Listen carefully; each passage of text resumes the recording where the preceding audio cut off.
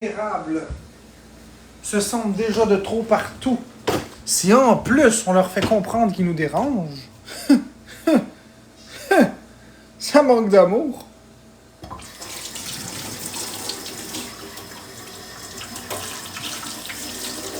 Puis ceux qui disent « Occupe-toi de Florence comme ça », je le fais déjà. Sauf que quand je le fais, je me fais dire que je suis contrôlant. Que je suis un violent conjugal.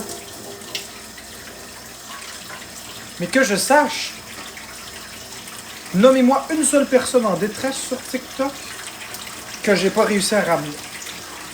Quand j'y étais, nommez-en une. Je les ramène toutes. Toutes. Puis en pas grand temps à part ça.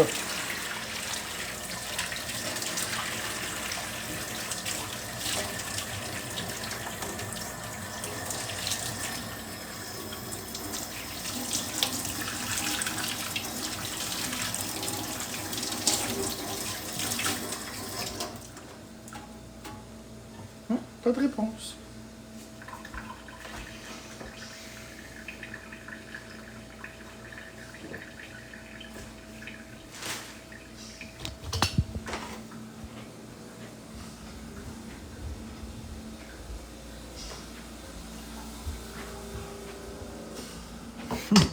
Tu vas être fatigué demain, Jenny. D'ailleurs, moi aussi, je vais être fatigué parce qu'on est très loin de l'heure à laquelle je me couche habituellement.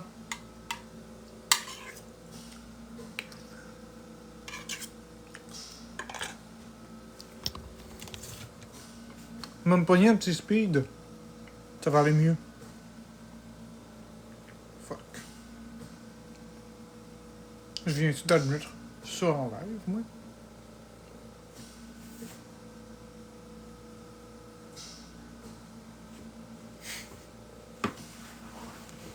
Pas vrai, hein?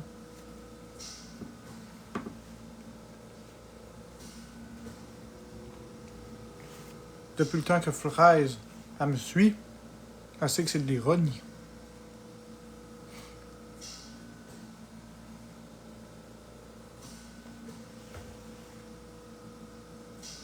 Donne-moi une conséquence. Ben non, pas de conséquence.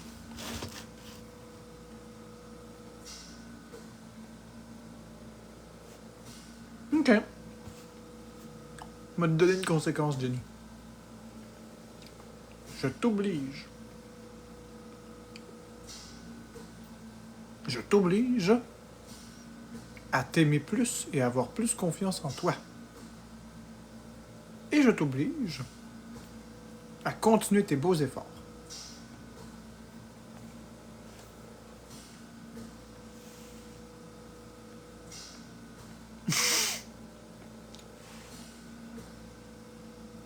Une belle punition, ça. Vinquin, toi qui as peur au gruau au speed juste parce que l'emballage est modifié, ouais. Oh, c'est un raboué.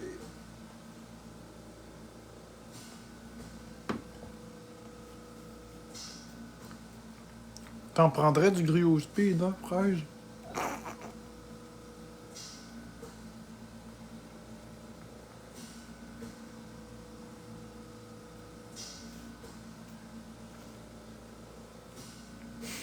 Du gruau au speed.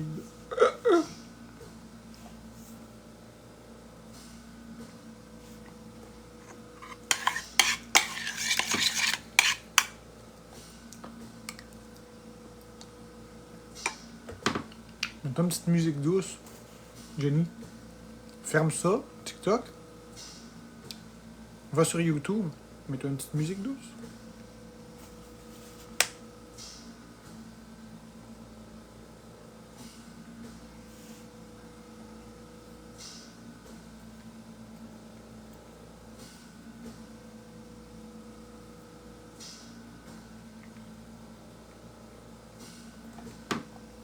Ah ouais, fraise framboise, merci chocolat.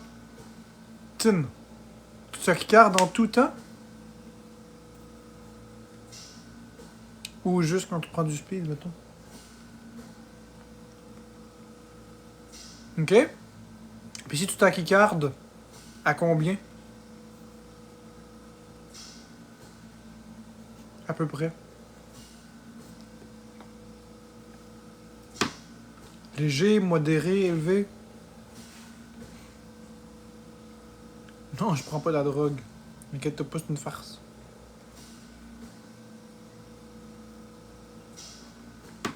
Je suis contre la drogue. 120 au repos.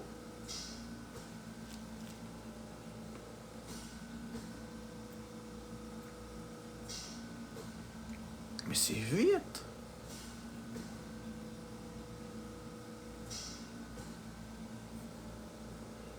Ça épuise le cœur, ça, 120. Mon Dieu.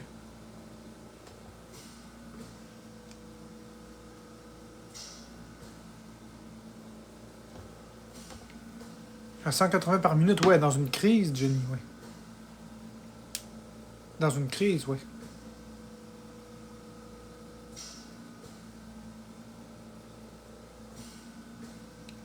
Mais t'as-tu toujours été comme ça, Fraise? Eh ben, Jenny.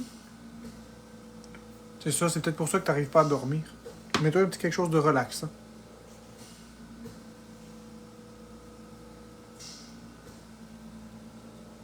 Depuis l'enfance, mon Dieu. OK. Fait que toi, que je te dise que j'ai peur quand mon cœur bat à 150, pour toi, c'est rien. Je joue pas sur PC. Pour toi, c'est de la petite bière, hein, 150. Asti.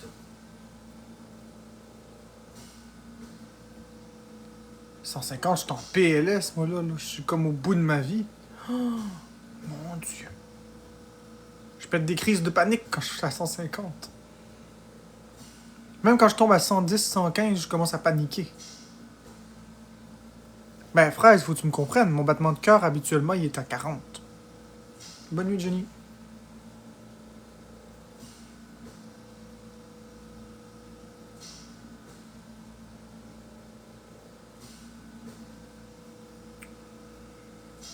Tu sais, mon cœur, il bat à cette vitesse-là. Poum. Poum. Poum. Poum. Puis quand il bat à 120, maintenant, c'est poum, poum, poum, poum, poum, poum. C'est beaucoup trop vite. C'est 3 battements par seconde, ça, quasiment. Non, c'est pas vrai. 3 battements par seconde, c'est 180. À 40, c'est bas. Mais c'est mes battements cardiaques normaux.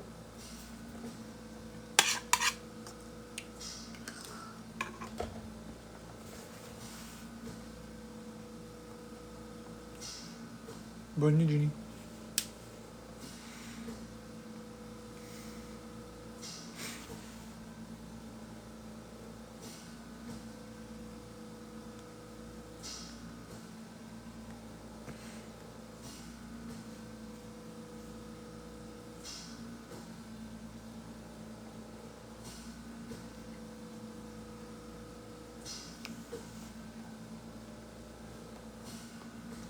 Avec des bêta-bloquables, ça ralentit pas ton cœur.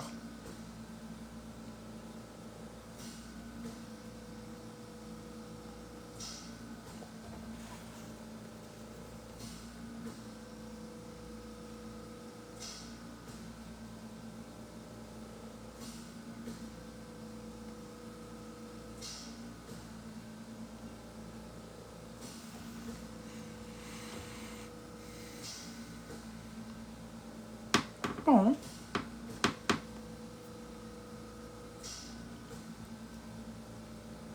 Merci, Cucu Plume. Je pense m'en fermer le live dans 1 minute.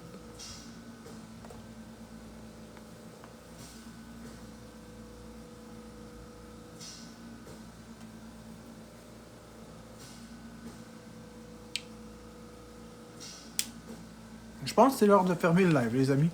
Je pense que vous avez tous besoin d'aller vous coucher. Parce que vous êtes tout accro à moi. Ouais, je comprends, Cucu Plume. Vous êtes tout accro à moi. Vous êtes 500 personnes. Ah oui, Niniclou, qu'est-ce que t'apprends? Vous êtes 535 personnes à 1h30 du matin. Fucking tabarnak. Vous êtes des fous. Vous êtes accro ben raide.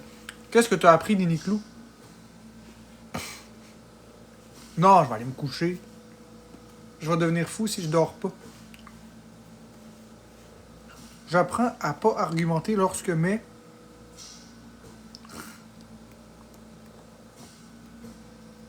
Les gars sont en crise. Étape numéro 1. Écoute bien, Niniclou. Comment gérer une situation de crise avec brio? Étape numéro 1. Constater la crise. Tu regardes la crise. Tu la constates. Tu ne dis rien. Tu la regardes. Étape numéro 2. Exactement. Étape numéro 2. T'entres en communication. En demandant ce qui se passe. T'écoutes la réponse. Tu ne contrôles pas le discours. Tu écoutes. Étape numéro 3. Tu valides l'émotion. Tu valides. Tu ne tentes pas de négocier. Tu valides. Point. Ensuite, lorsque tu as validé, tu poses des balises douces en exprimant que tu le comprends. Mais tu poses des balises. Et je te garantis, si tu fais comme ça va toujours bien aller. N'invalide jamais l'émotion. N'aggrave pas la situation, n'embarque pas dans un délire. Mais n'invalide pas. Il faut réajuster son discours tout de suite quand ça dérape. Il faut faire ça vite. Tu le vois. Ça prend le bon sens ou ça prend le mauvais sens. C'est difficile. Ça paraît facile, mais c'est difficile.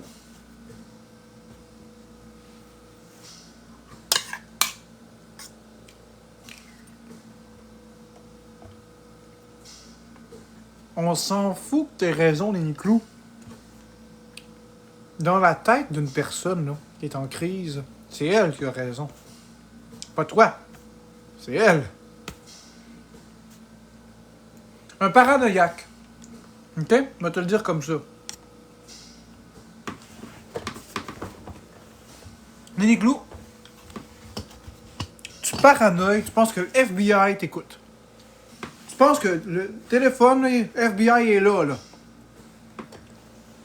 Puis moi, j'arrive, je te dis, ben non, il n'y a pas le FBI.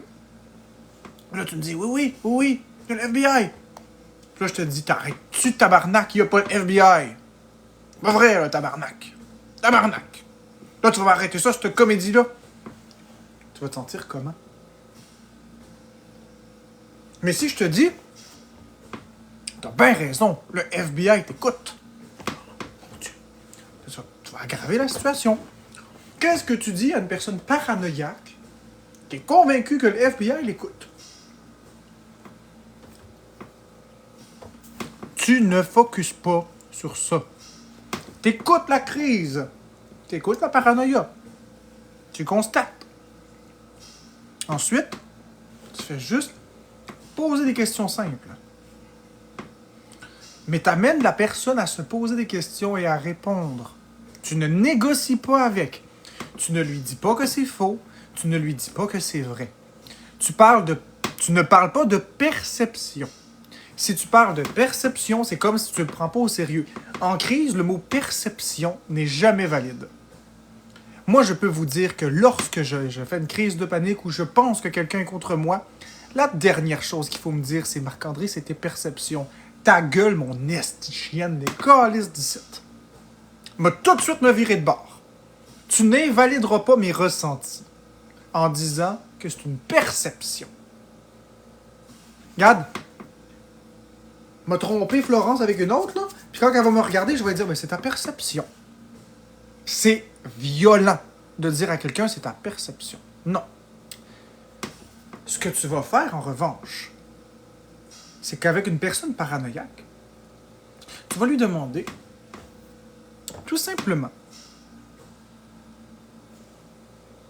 qu'est-ce que le FBI pourrait découvrir qui serait tant problématique? Tu vas amener la personne à répondre et à se poser des questions pour dédramatiser la situation. Tu vas demander combien ça coûterait de surveiller tous les citoyens.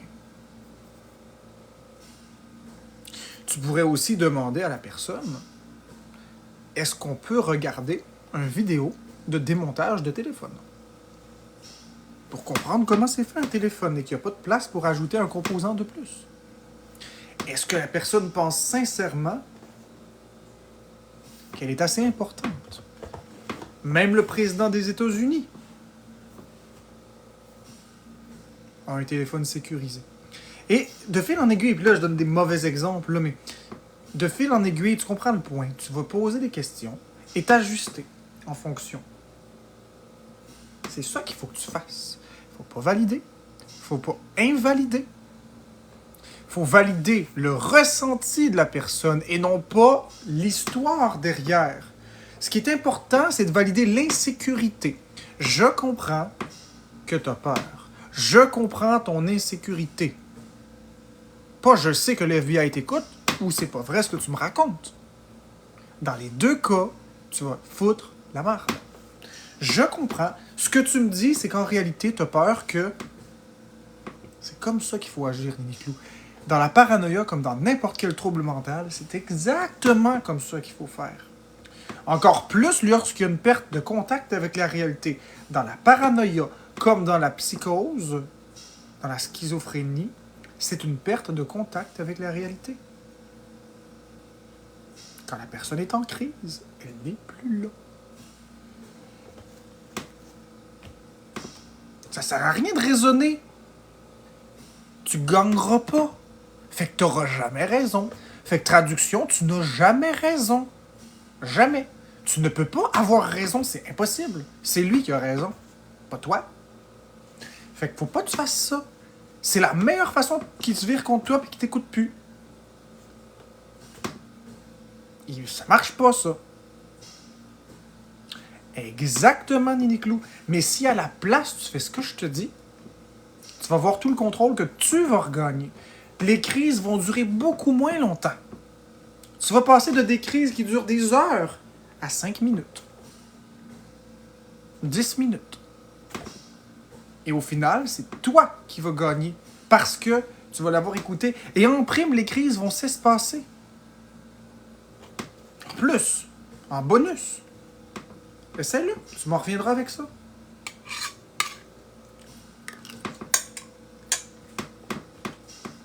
Ben là, tu me connais. Là, je te donne le truc. S'il y a d'autres choses, tu me le diras. Je te dirai comment agir.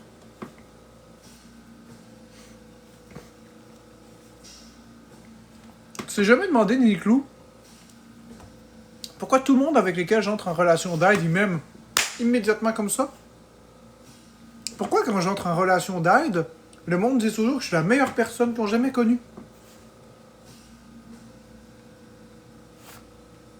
Pourquoi?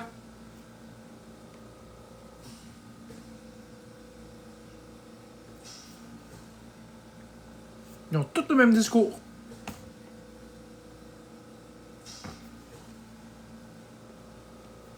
Je sais que Plume. J'attends la réponse. Que ce soit Jenny Miville, que ce soit Florence, que ce soit Meg, ou même Danick, ou les autres, à l'hôpital que je ramenais, c'est toujours la même chose qui se dit.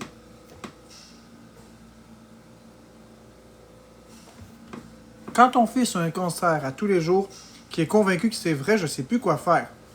OK. Excellent, Cucuplume. OK, Nini Clou. Je vois ce que tu veux dire. On a un petit hypochondriaque. D'accord.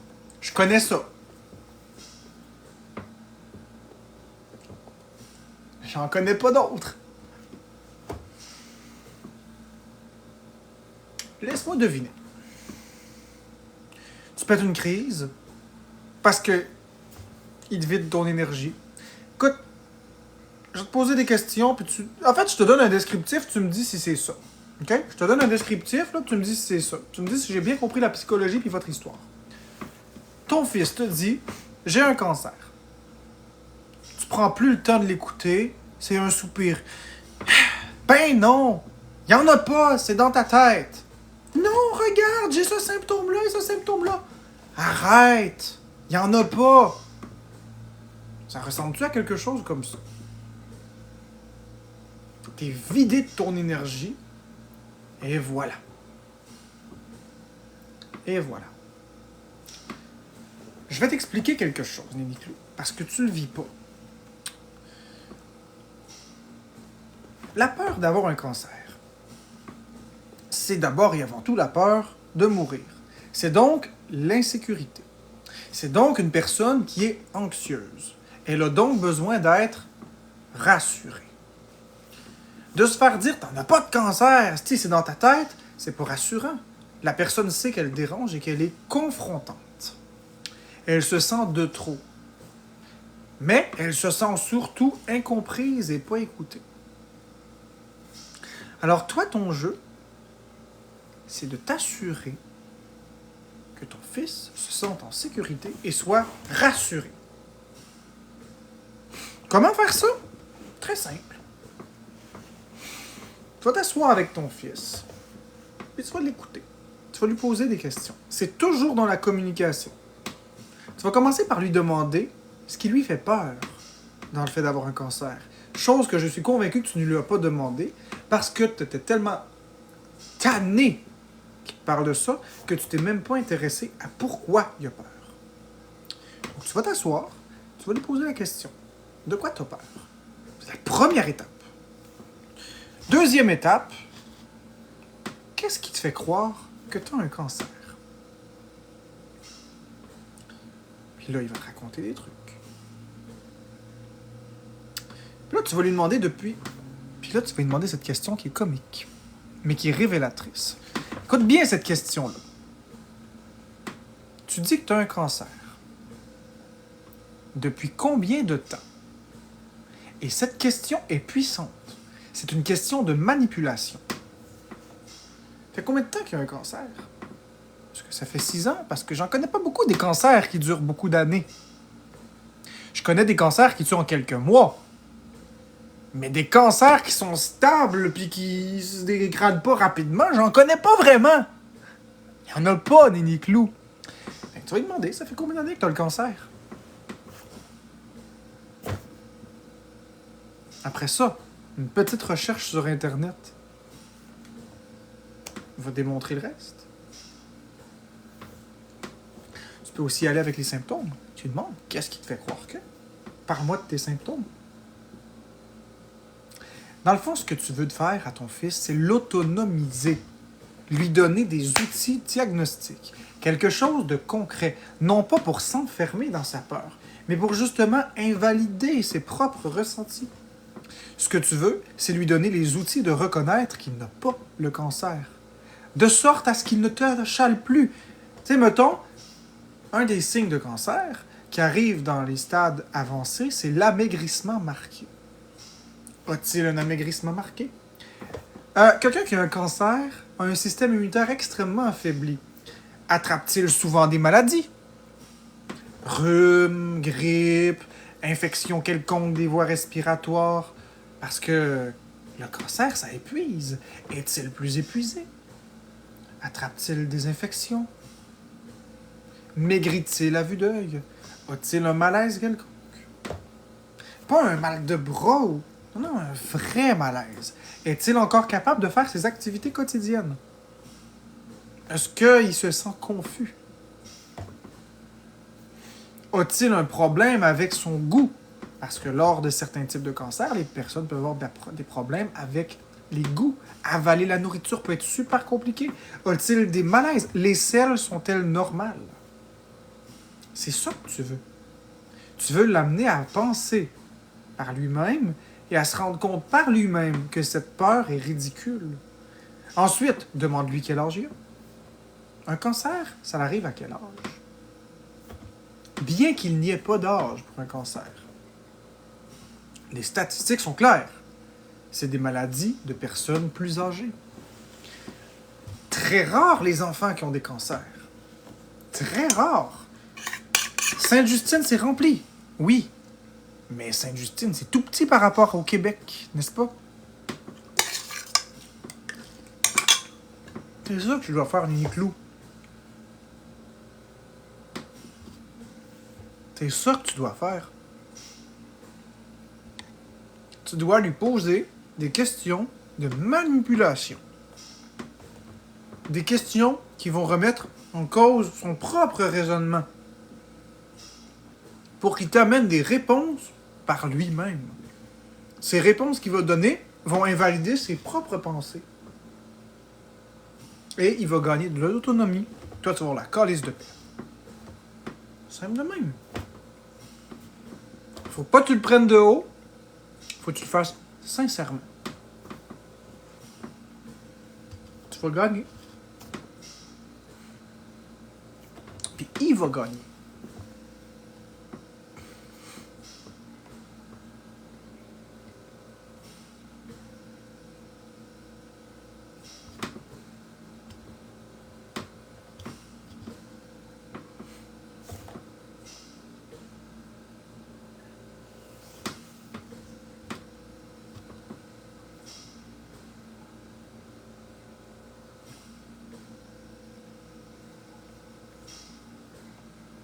Merci Chris B.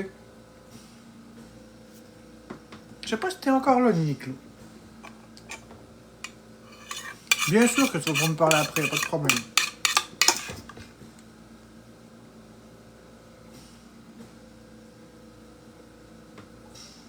Excellent. Fais-le comme je te l'ai demandé. De la même façon que je t'ai demandé. Amène-le à se poser des questions.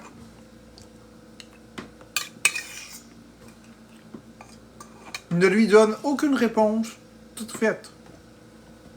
Quelqu'un d'anxieux va pas te croire. Ah bien.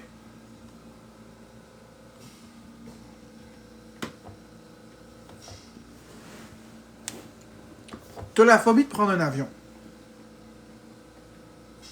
La bonne solution, c'est quoi? Que je te prenne, je te calisse dans l'avion? Tu vas avoir une crise. L'autre solution, c'est quoi? Que j'arrête pas de te dire, ben non, il n'y a pas de danger, va prendre l'avion. Il n'y a pas de danger, va prendre l'avion.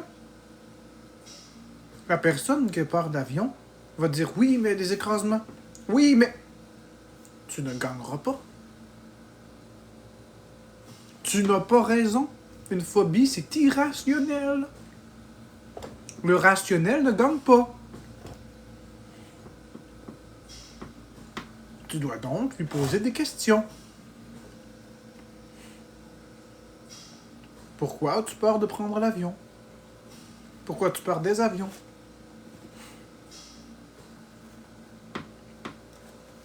Combien d'avions s'écrasent? Combien d'accidents d'auto y a-t-il? Combien d'accidents d'avion y a-t-il? Une question toute bête peut régler une peur des avions. Comment on appelle les gens qui conduisent des avions? Des pilotes. Combien sont payés les pilotes? Ah, je sais pas. C'est pas obligé d'être précis, mon fils. Donne juste un chiffre. Est-ce que c'est payé 50 000, 100 000, 200 000? Ah, 75 000! Parfait. Les pilotes ont-ils un plan de retraite? Oui. Bon. Ça veut dire que le pilote, il fait toute sa vie dans l'avion, puis il arrive à la retraite. C'est donc sécuritaire. Le pilote, est-ce que tu penses qu'il veut mourir? Est-ce que tu penses que son but, c'est de mourir? Penses-tu qu'il y a une famille et des amis? Donc, le pilote va-t-il faire tout ce qu'il peut pour que l'avion atterrisse en toute sécurité, sachant qu'il est lui-même un humain et qu'il y a une famille? Quand tu penses à ces questions-là, combien de personnes voyagent à travers le monde par avion? Par jour? Par année?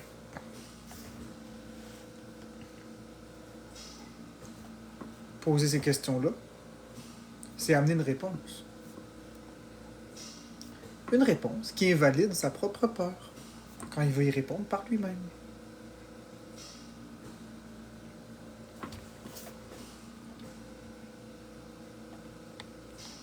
C'est comme ça qu'il faut parler à quelqu'un qui a peur. Il n'y a pas une peur de ridicule dans le monde. Il n'y en a aucune de ridicule. Ce qui est ridicule, c'est les gens qui réagissent aux personnes qui ont peur. Les gens ont peur des gens différents. Moi, je vous prétends qu'avec de l'amour, de la compassion, de l'écoute, on arrive à tout. C'est ça que je vous dis, moi.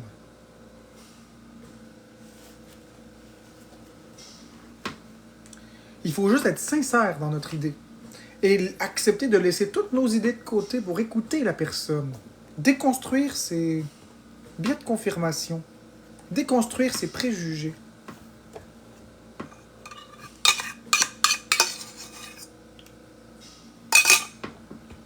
Entrer en relation d'aide, ce n'est pas s'aimer soi-même. C'est accepter de s'oublier pour aider l'autre personne avec sa vision. Mais Nini Clou, le pire, là, c'est que si je parle à tes gars, là, 20 minutes, puis c'est arrangé. 20 minutes. Pas une minute de plus. 20 minutes. Je te le dis. 20 minutes.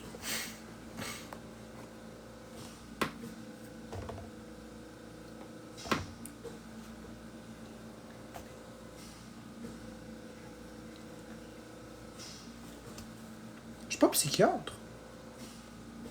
Je suis pas neuropsychologue. Je suis pas psychologue.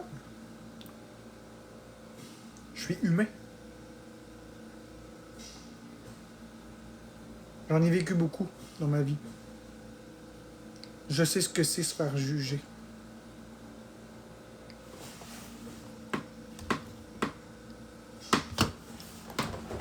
Ben, je sais que tu les adores, tes gars.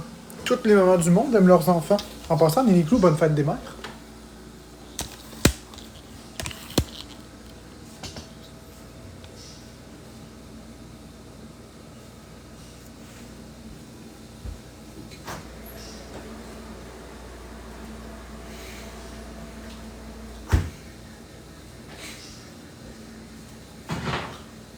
Aussi, Nini Clou, j'ai un autre conseil.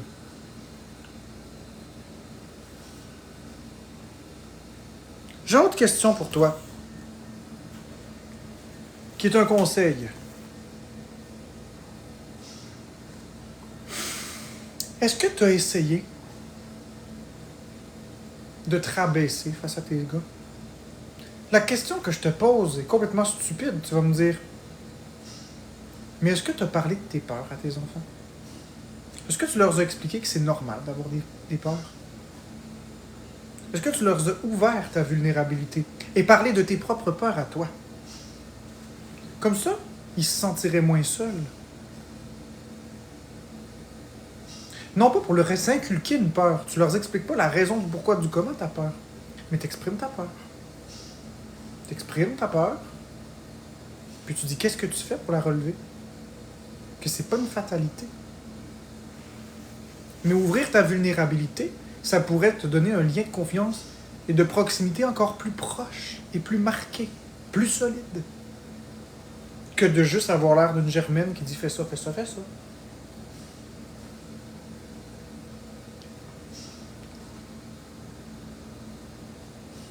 Oui, mais si tu leur nommes que toi aussi tu as ces peurs-là, pas de prétendre qu'ils le savent, leur confirmer, leur valider. Je comprends. Je comprends. Je comprends. Je comprends ce que tu me dis.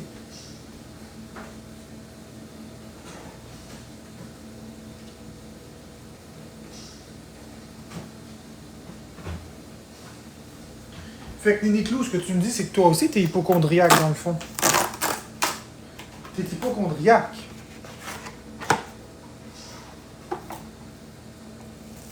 Ok, c'est ça. La pomme tombe pas loin de l'arbre. Ok. De là, ton incapacité de les rassurer. Parce que t'es trop dans ton émotion.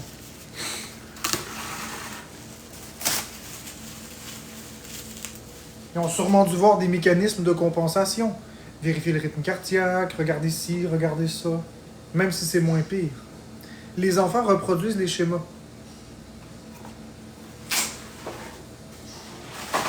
Je ne dis pas que t'en es la cause, mais les enfants reproduisent les schémas.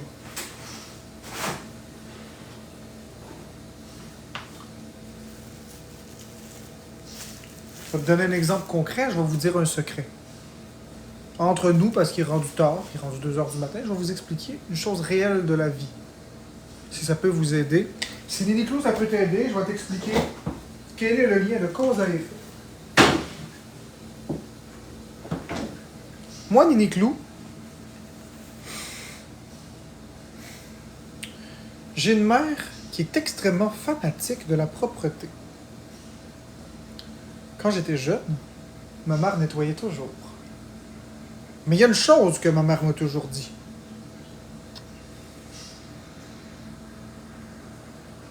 Quand j'avais 5 ans à peu près, et que je commençais à fouiller dans les armoires, ma mère m'a dit, les produits nettoyants, c'est poison.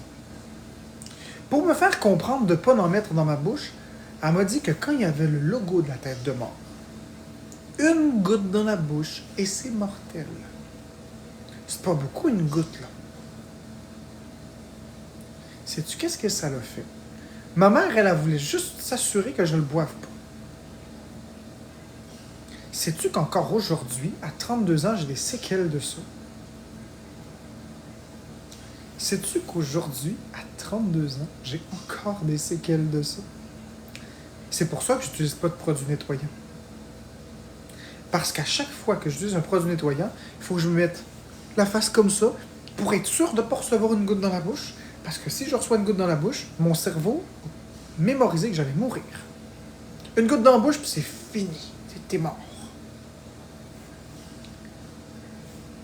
Pourtant, ma mère, elle n'a pas peur de ça. C'est ce qu'on appelle une peur induite.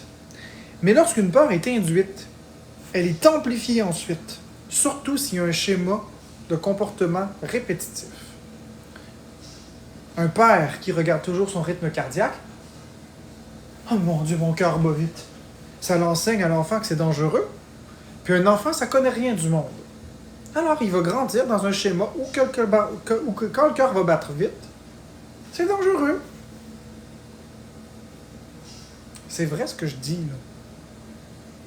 C'est tout de l'inconscient, mais c'est vrai. Ce que tu enseignes à un enfant, il va l'apprendre. Il va le reproduire et il va l'amplifier. Et ce que je vous raconte pour les produits toxiques, c'est vrai. Il n'y en a pas un calice qui va me faire rentrer un seul produit toxique chez moi. Pas un. Ça tombe bien. J'aime pas les odeurs chimiques de toute façon. Mais je vous parle de qu'est-ce que je vous parle.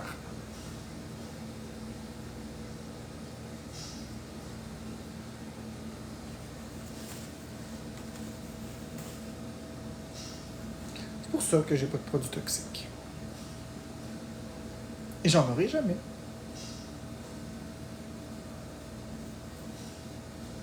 Puis si j'ai le malheur de laver avec un produit toxique pour une raison quelconque, ben mes mains, je les relave encore et encore.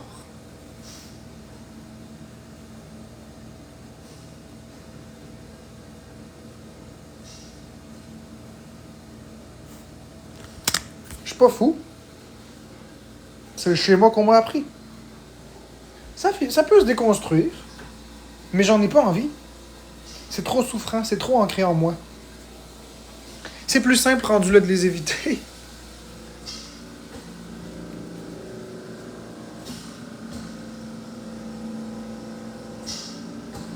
Mais bon. Là, je vais aller me coucher, parce qu'il est rendu 2h15, presque. Vous aussi, vous devriez aller vous coucher. Et on se revoit demain. Si Dieu le veut. Bonne nuit tout le monde. Si Dieu le veut. Bonne nuit tout le monde. Si Dieu le veut.